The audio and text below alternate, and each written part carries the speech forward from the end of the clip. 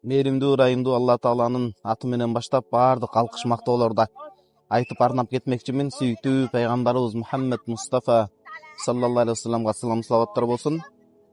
Аалымдарыбыз атайын жекече өзүнчө дуа жөнүндө көптөгөн китептерди жазган. Алдыда дагы Кудайдын буйрса ал китептер менен бөлүшүп, андагы келген өтө чоң пайдалар, каймактуу маселелерди дагы сиздерге айтып кетмекчибиз кыскачалап. Ошол дуа китептеринде дуанын кабыл болуу себептеринин бири катары башында жана акырында салават айтууну аалымдарыбыз эскерип кеткен.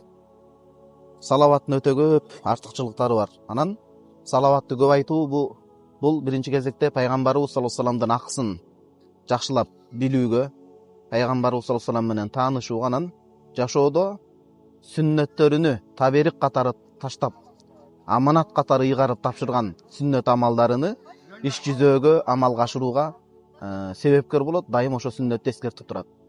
Жашоодо пайгамбарыбыз саллаллаху алейхи вассалам сүннөтү болсо, ал жашоо ошончолук жарык, ошончолук максаты бийик, жол тунарбастан ачык болот да.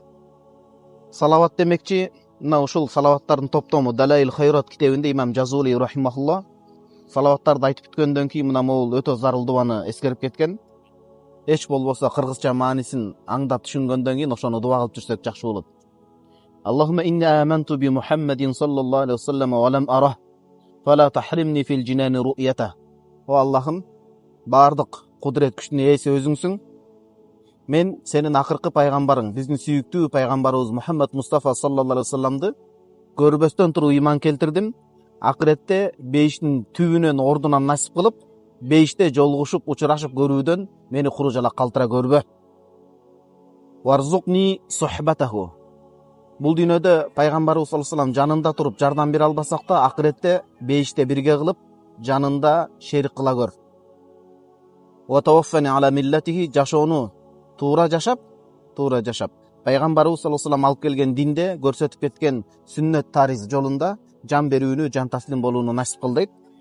Васқини мин хаудихи машрабан равиян саиган хания ла назмау ба'даху абадан. Кыяматта махшар майданы деп коет, эсеп сурак бере турган өтө кенен майдан болот, чоң.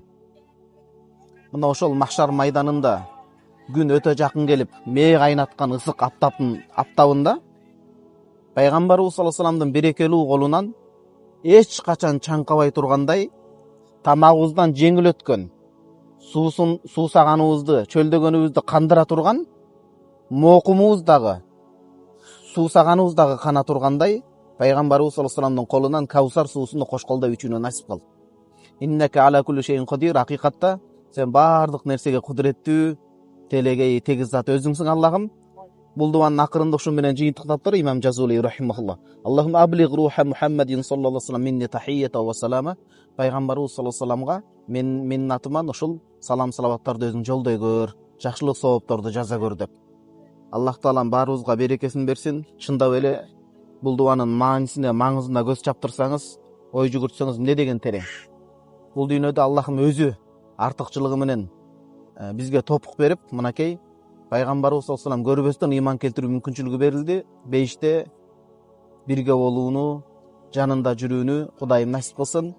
Эң биринчи жолугушуубуз ошо кабырдан тирилип чыккандай, несеп кысап майданында колунан суусабай тургандай Каусар суусун ичүүнү берекелүү колдорунан бизге насип кылган болсун. Аллахым адаштырбасын.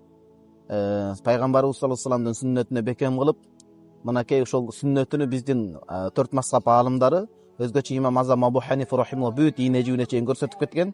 Мына ушул илимге кыянат кылбастан, адептен кетпестен, улуу муун курмат, кичүү муун кызат көрсөтүп, илим билимдин аркасында өнүгө турган өлкөлөрдөн бололу. Аллахым адаштырбасын.